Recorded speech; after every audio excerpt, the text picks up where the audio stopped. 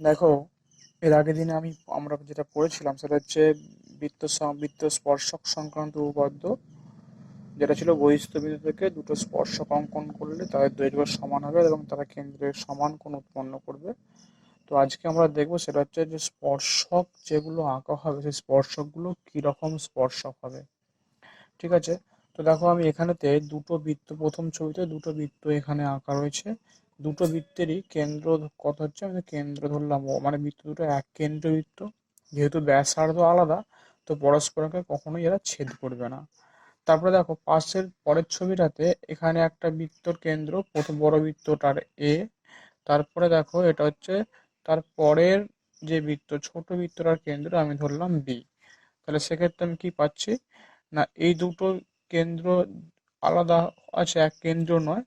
এবং যেহেতু ব্যাসার্ধ কম বেশি আছে, এরা ছেদ করছে না। কিন্তু পরেরটা দেখো, দুটো কেন্দ্র আমি দিলাম, একটা পি, একটা কিউ, দুটো আলাদা আলাদা কেন্দ্র, এরা পরস্পরকে কাছে ছেদ করেছে।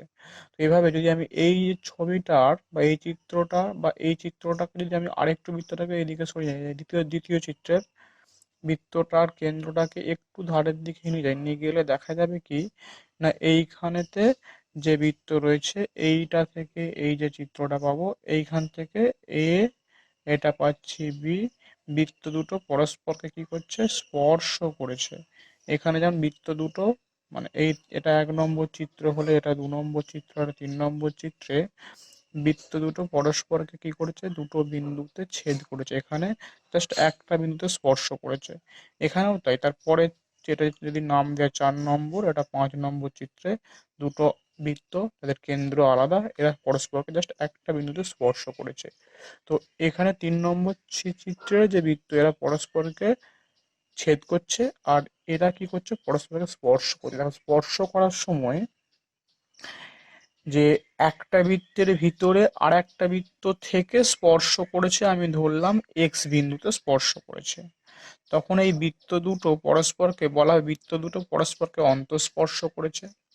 এখানেও তাই। আমি যদি এটার নাম দিই পি, এটার নাম দিই কিউ, দুটো বৃত্ত পরস্পরকে একটা বিন্দু ধরলাম ওয়াই বিন্দুতে স্পর্শ করেছে, তার মানে এখান তখন কি বলা হবে, বৃত্ত দুটো পরস্পরকে বহিঃস্পর্শ করেছে। এবারে যখন স্পর্শ করছে পরস্পরকে, তো এই বিন্দুটা স্পর্শ বিন্দু। এবারে আমরা স্পর্শক এঁকেছি, কি ছিল, না স্পর্শক এঁকেছি। যদি এরকম হয় যে আমি এই স্পর্শ বিন্দুতে একটা স্পর্শক অঙ্কন করলাম, এই যে স্পর্শক অঙ্কন করলাম, এর নাম দিলাম, আমি ধরলাম ই এফ। এখানে একটা স্পর্শক অঙ্কন করলাম, এরও নাম আমি দিলাম, একটা নাম দিলাম কি ই এফ, এটা হচ্ছে জি এইচ। তো কি দেখতে পাচ্ছি, দুটো স্পর্শক পেলাম। এবং স্পর্শকটা কি, ইএফ প্রথম 4 নম্বর চিত্রে ইএফ স্পর্শকটা এ বৃত্তের স্পর্শক, বি বৃত্তের স্পর্শক। তার মানে ইএফ দুটোরই স্পর্শক বলে ইএফ কে বলা হয় সাধারণ স্পর্শক। এটাকে বলা হচ্ছে সাধারণ স্পর্শক। ঠিক আছে। এটাতে ইএফ সাধারণ স্পর্শক, কিন্তু স্পর্শক। এখানে এখানেও তাই, জিএইচ এটাও হচ্ছে সাধারণ স্পর্শক, জিএইচ এটা হচ্ছে সাধারণ স্পর্শক। এবারে দুটো স্পর্শকের যদি অবস্থান দেখা হয়, ভিন্ন ভিন্ন অবস্থান হবে। কি না, একটা স্পর্শকের একই দিকে দুটো বৃত্ত রয়েছে, অপর একটা স্পর্শকের আলাদা দিকে, স্পর্শকের দুদিকে দুটো বৃত্ত রয়েছে। সেই জন্য এই সাধারণ যে স্পর্শক, এই সাধারণ স্পর্শককে আমরা দুটো ভাগে ভাগ করব।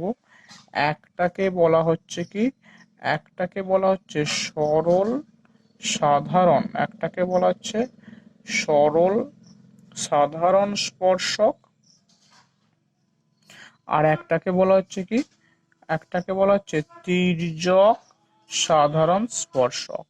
তো সরল সাধারণ স্পর্শক হলে স্পর্শকের একই দিকে দুটো বৃত্ত থাকবে, আর যদি তির্যক সাধারণ স্পর্শক হয়, স্পর্শকের দুদিকে দুটো বৃত্ত আমার অবস্থান করবে।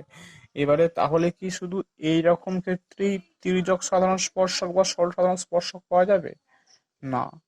কিরকম হবে, না আরো কিছু এতে আমার এখানেতে স্পর্শক আমি এগুলো পেতে পারি।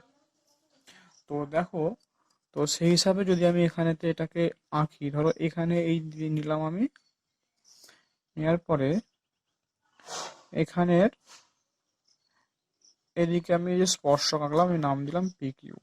দেখো পি কিউ যে স্পর্শকটা, সেই স্পর্শকটার কি আছে না একই দিকে বৃত্ত রয়েছে, এটা একটা সরল সাধারণ স্পর্শক। ঠিক আছে, তো এটা একটা সরল সাধারণ স্পর্শক। আবার এই যে দুটো বৃত্ত রয়েছে, যদি আমি এই স্পর্শক আঁকা হয় কতগুলো স্পর্শক পাবো না, দুটো বৃত্ত ছেদ করলে স্পর্শক যদি আঁকা হয় আমি এইভাবে এই দিকে পাবো আর একটা স্পর্শক পাবো। তার মানে এই যে দুটো বৃত্ত যারা পরস্পরকে ছেদ করছে, এখানে স্পর্শকের সংখ্যা পাবো দুটো। আবার দুটো বৃত্ত পরস্পরকে ছেদ করেনি, এদের ক্ষেত্রে স্পর্শক, এগুলো কি স্পর্শক, পি কিউ, আমি ধরলাম এটা আর এস। এরা হচ্ছে সরল সাধারণ স্পর্শক। তাহলে এরা কি স্পর্শক না, এরা হচ্ছে এখানে এই যে দুটো ছেদ করেনি, এদের যদি স্পর্শক অঙ্কন হয় কেমন পাওয়া যাবে না, এদের যদি স্পর্শক অঙ্কন করা হয় তাহলে আমি এখান থেকে এই দিকে পাবো একটা স্পর্শক, সরল সাধারণ স্পর্শক। এখান থেকে এই দিকে পাবো, এখানে পাবো আর একটা স্পর্শক, তার মানে সরল সাধারণ স্পর্শক পাচ্ছি দুটো।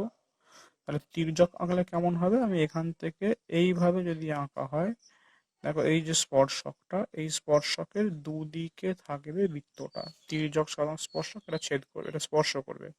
আবার এখানেও তাই, যদি এইভাবে আঁকা হয়ে থাকে তো এখান থেকে আমি এইভাবে পাবো তির্যক সাধারণ স্পর্শক। তার মানে দুটো বৃত্ত ছেদ না করলে স্পর্শক পাচ্ছি মোট চারটে, তার মধ্যে দুটো তির্যক দুটো সরল, ছেদ করলে দুটো পাবো সরল।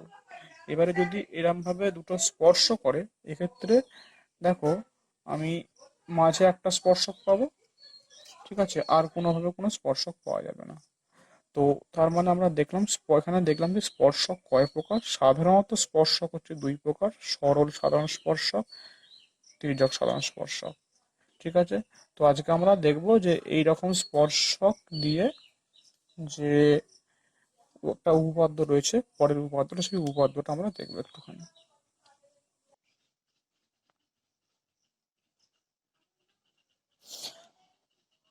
দেখো আমরা আজকে পড়বো সেটা হচ্ছে 42-এর উপপাদ্য, যেটা বলছে কি না কোনো যদি দুটো বৃত্ত পরস্পরকে স্পর্শ করে তাহলে স্পর্শ বিন্দুটি কেন্দ্র দুটির সংযোজক সরলরেখাংশের উপর অবস্থিত হবে।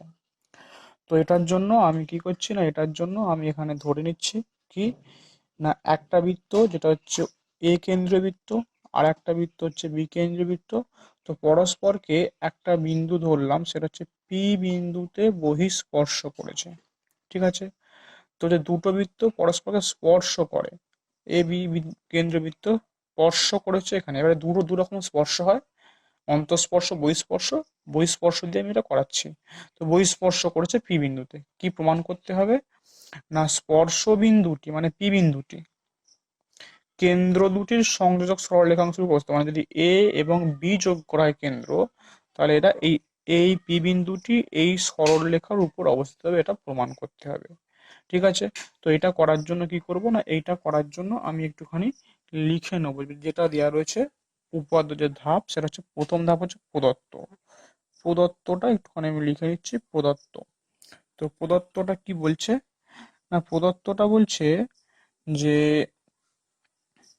ধরি, যেটা আমি ছবিতে যেটা আমার দেওয়া রয়েছে, ধরি ধরি এ ও বি কেন্দ্রীয়, যেটা বলে দিয়েছে এ ও বি কেন্দ্রীয় দুটি বৃত্ত পরস্পরকে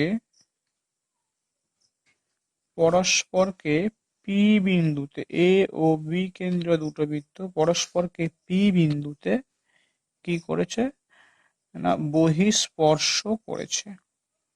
বহিঃস্পর্শ করেছে, তার মানে তিনটে বিন্দু পেলাম।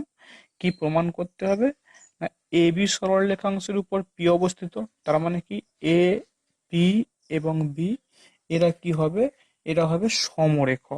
তার মানে প্রামাণ্য যেটা পাচ্ছি আমাকে, তো প্রামাণ্য কি বলছে না দুটো বৃত্তের কেন্দ্র, মানে একটা হচ্ছে এ, একটা হচ্ছে P, A P O B এরা হচ্ছে সমরেখ, মানে সমরেখ মানে এক সরলরেখায় অবস্থিত, এটা প্রমাণ করতে হবে।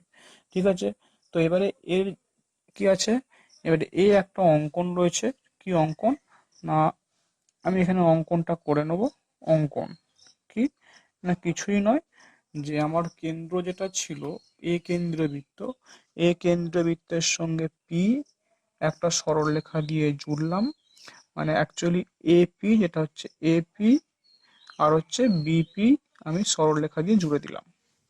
এপি এবং বিপি সরলরেখা দিয়ে জুড়ে দিলাম, এটা হচ্ছে অঙ্কন। তার মানে কি পাচ্ছি, এ কমা P O B comma P এরা হচ্ছে কি যোগ করলাম। তাহলে আমি এটা যোগ করলাম। এবারে প্রমাণে চলে আসি। প্রমাণ, তো প্রমাণটা কি না, প্রমাণ দেখো, আমি যেহেতু বৃত্ত দুটো এখানে একটা জায়গায় স্পর্শ করেছে, সেখানে একটা সাধারণ স্পর্শক থাকবে। তো এ ও বি কেন্দ্রীয় বৃত্ত, এ ও বি কেন্দ্রীয় বৃত্ত পি বিন্দুতে স্পর্শ করে, পি বিন্দুতে স্পর্শ করে। তাহলে কি হবে, যখন এখানে স্পর্শ করবে এখানে একটা সাধারণ স্পর্শক থাকবে, ঠিক আছে। তো তাহলে আমি ধরে নেবো যে কি না, ধরি পি বিন্দুতে একটি সাধারণ স্পর্শক আছে, এখানে একটা সাধারণ স্পর্শক আমি টেনে নিচ্ছি। সাধারণ স্পর্শক মানে দুটোরই স্পর্শক হবে, এই ধরলাম যে এখানে একটা সাধারণ স্পর্শক যার নাম হচ্ছে এসটি। কি ধরলাম না, ধরি পি বিন্দুতে একটি সাধারণ স্পর্শক আছে এসটি, একটি সাধারণ স্পর্শক, অবশ্যই স্পর্শকটা কিন্তু তির্যক স্পর্শক, স্পর্শক আছে যা এসটি, ঠিক আছে। তাহলে এবারে কি পাবো না, সাধারণ স্পর্শক পেয়ে গেলাম যেটাকে বলা হচ্ছে এসটি। এবারে দেখো তো বাকিটা কি আছে, দেখো এবারে আমরা কি জানি, এ কেন্দ্রীয় বৃত্তের ক্ষেত্রে পি বিন্দুতে এসটি স্পর্শক আর এপি স্পর্শ বিন্দু ব্যাসার্ধ। অতএব এ কেন্দ্রীয় বৃত্তের, অতএব এ কেন্দ্রীয় বৃত্তের পি বিন্দুতে যেটা দেওয়া রয়েছে, পি বিন্দুতে এসটি স্পর্শক। কারণ কি এই বৃত্তটা ধরো নেই, সেক্ষেত্রে কি পাবো, না থাকলে এ কেন্দ্রীয় বৃত্তের এসটি একটা স্পর্শক, তাহলে এসটি স্পর্শক এবং যেটা পাচ্ছি এপি স্পর্শ বিন্দুগামী ব্যাসার্ধ, এপি স্পর্শ বিন্দুগামী ব্যাসার্ধ। তার মানে আমি কি পাবো, তাহলে আমরা জানি এখানে কি হয়, অতএব পাবো কি না, লম্ব হয় স্পর্শক এবং স্পর্শ বিন্দুগামী ব্যাসার্ধ লম্ব হবে, তার মানে এপি লম্ব হবে এসটি। যখন এটা লম্ব হয়ে যাবে, এখানে একটা কোণ কত পেয়ে যাব, অতএব অ্যাঙ্গেল এ পি এস, এই কোণটা পেয়ে যাব কত, লম্ব হওয়া মানে 90 ডিগ্রি। আবার দেখো একইভাবে আমি পেতে পারি, কি পাবো, আবার যদি শুধু বি কেন্দ্রীয় বৃত্তটা নেই, তার মানে এই দিকটা বাদ চলে যাচ্ছে, তাহলে কি পাচ্ছি না, বি কেন্দ্রীয় বৃত্তের এই দিকটা যদি বাদ দেওয়া হয়, বি কেন্দ্রীয় বৃত্তের কি পাচ্ছি, পি বিন্দুতে, পি বিন্দুতে এসটি স্পর্শক যেটা পাচ্ছি, এবং কি পাচ্ছি না, বিপি হচ্ছে স্পর্শ বিন্দুগামী ব্যাসার্ধ এবং বিপি স্পর্শ বিন্দুগামী ব্যাসার্ধ, স্পর্শ বিন্দুগামী ব্যাসার্ধ। তাহলে যখন আমি এইটা পেয়ে যাব, তাহলে কি পাবো আমি এখান থেকে, তাহলে কি হয়, স্পর্শক এবং স্পর্শ বিন্দুগামী ব্যাসার্ধ লম্ব হবে, তার মানে বিপি লম্ব হবে এসটি। যখনই বিপি এসটির উপর লম্ব হবে, এখানে এই কোণটা হবে কত, আগের পেয়েছে এই কোণটা 90 ডিগ্রি, এখন এই কোণটা 90 ডিগ্রি। কি নাম আছে না, বিপিএস সমান পাবো 90 ডিগ্রি। এটা যদি 1 নম্বর, এটা যদি 2 নম্বর দেখো হয়, তাহলে 1 আর আমি 2 যোগ করে দিচ্ছি, যোগ করলে কি পাবো, এপিএস প্রথম সমীকরণ, আর পাচ্ছি বিপিএস। ছবিটা দেখে নেবে কত পাচ্ছি, 90 + 90, তার মানে পাচ্ছি কত, 180 ডান দিকটা। এপিএস, এপিএস মানে এই কোণটা, বিপিএস মানে এই কোণটা, দুটো মানে গোটা কোণটা, গোটা কোণটার নাম কি আছে, এ পি বি।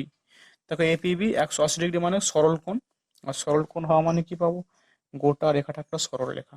অতএব কি পাবো, এ বি একটি সরল রেখা, এবি একটি সরল রেখা। তাহলে এবি সরল রেখাটা হলে কি হবে, এবির উপরেতে পি আছে, তার মানে অ্যাকচুয়ালি কি পেলাম, এপিবি একটি সরল রেখা। অতএব কি পাবো, এ পি বি কি হচ্ছে, এরা সমরেখা, এরা সমরেখা। এটা ছিল আমার প্রমাণের বিষয়, ঠিক আছে।